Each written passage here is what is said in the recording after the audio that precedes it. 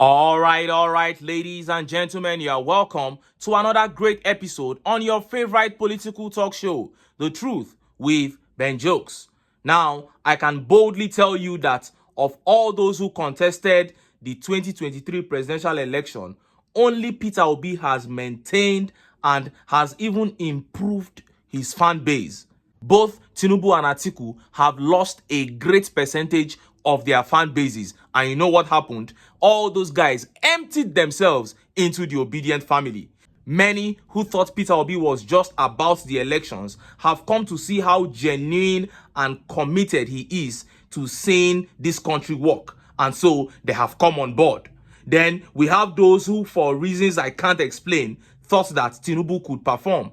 Now, the failure of Tinubu has now opened their eyes to see what Obi has been saying. And so they have also come on board. Then there are those who were never interested in politics, but the poverty in the land has forced them to believe in the only man in the political class who seems to understand the poor and keeps talking about pulling them out of poverty. As we approach the end of this year, all these things I'm saying will become clearer to you people who are listening now. And remember, you heard it here first. And as a result of this increase in fan base, the recent crisis in the Labour Party has drawn more attention than normal. All these people are worried. What is going to be the next step? Is it going to be Labour Party or somewhere else? But Peter Obi has now come out to give an answer to all those speculations. Before I show you what Obi said, let me quickly show you this painful video. And the source of this video actually pointed out that the display of shame in the video was one of the things that the late Yoruba legend, the Yoruba political icon, Obafemi Awolowo, fought against, but APC has brought it upon the Southwest. See the video. Now, this is happening somewhere in Lagos, and as you can see, elderly women sprinting into that premises to collect rice. And let me quickly point out that these people are not queuing up for a bag of rice or half bag of rice, because when I first saw what they had on display, I thought they meant well. But what they are getting is actually about a mudu or two, at most 3 mudus for a person. Just look closely and you will see what each person is getting. And some people may say those women went there because Nigerians love free things, that is not like they can't afford it. My answer to you is that may you never face hardship that people think you are beyond. May you never fall below a level that the people around you think you are far above. This is the kind of hardship that the APC has brought upon Nigerians.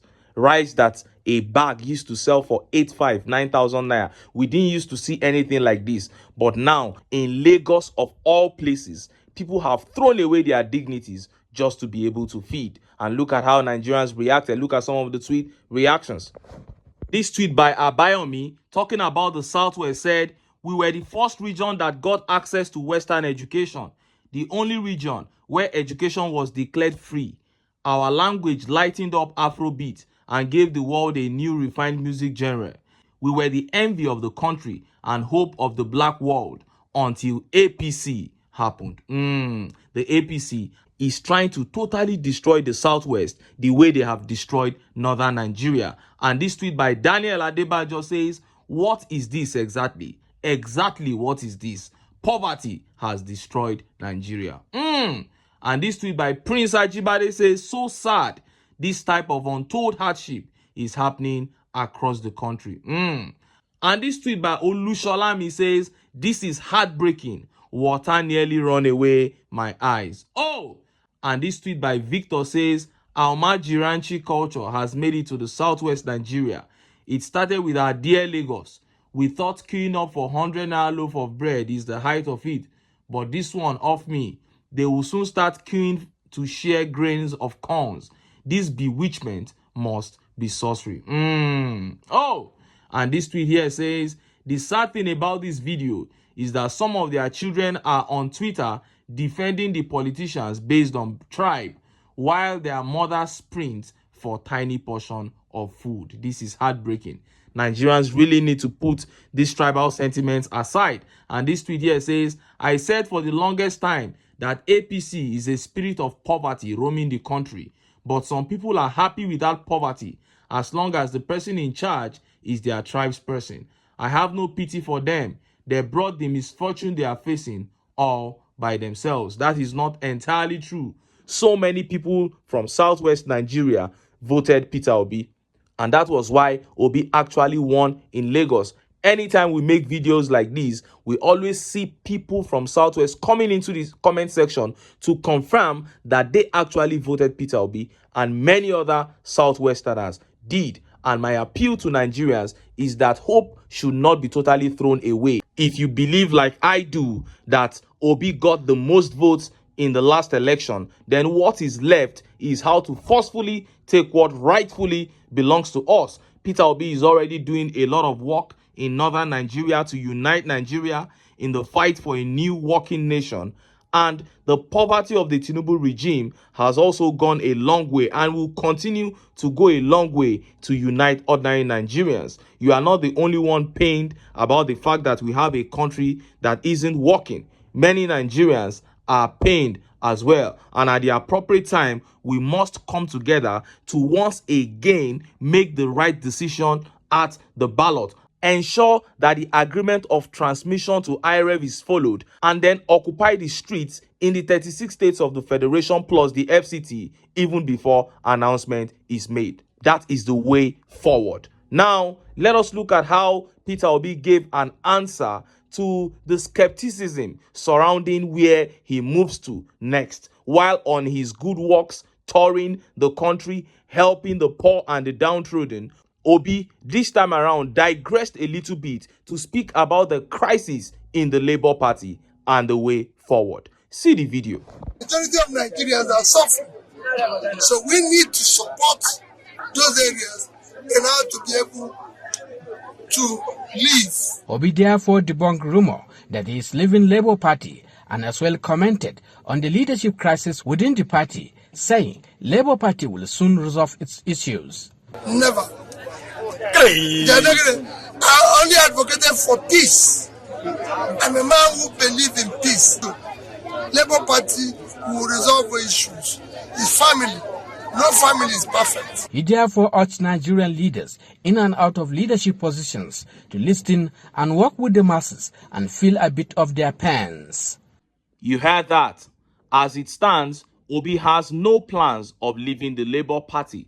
And I remember clearly saying this the day Daniel Bwala tweeted that Obi wanted to dump Labour Party for SDP and form an alliance with Nasir El-Rufai. And I am deliberately clearing the air now on this issue because, to my greatest surprise, some OBIdients actually bought into Daniel Bwala's propaganda. My candid advice to OBIdients is to unfollow all these haters of Peter Obi on Twitter and all these other social media platforms. I don't even know why some of you are following them in the first place. These people have been paid to blackmail Peter Obi. There is nothing good you can hear from them about the man. I know their efforts haven't worked, but I still have to tell you, unfollow them. They have nothing good to offer you. There are many obedient channels you can subscribe to for news. Last night, the internet was awash with news of Obi and El-Rufai. It was trending #1 on X, just trying to use Obi's image to wash El-Rufai clean. But that is impossible. A new Nigeria is what we stand for.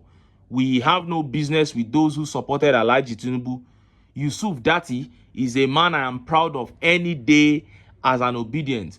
Those who know me from way back know that I was a fan of Yusuf Datti even before Obi picked him as his running mate.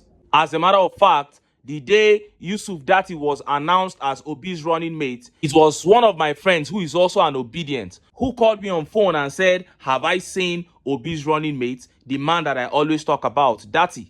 So this is a man that I am very proud of, that obedients are proud of, and we are not ready to bring in any El-Rufai or anybody, that is stained with all manner of impurities.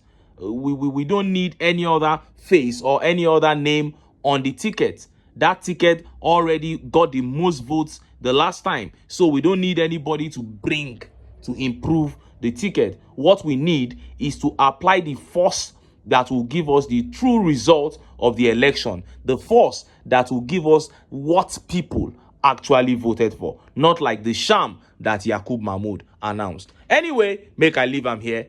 Make I still enter town. Make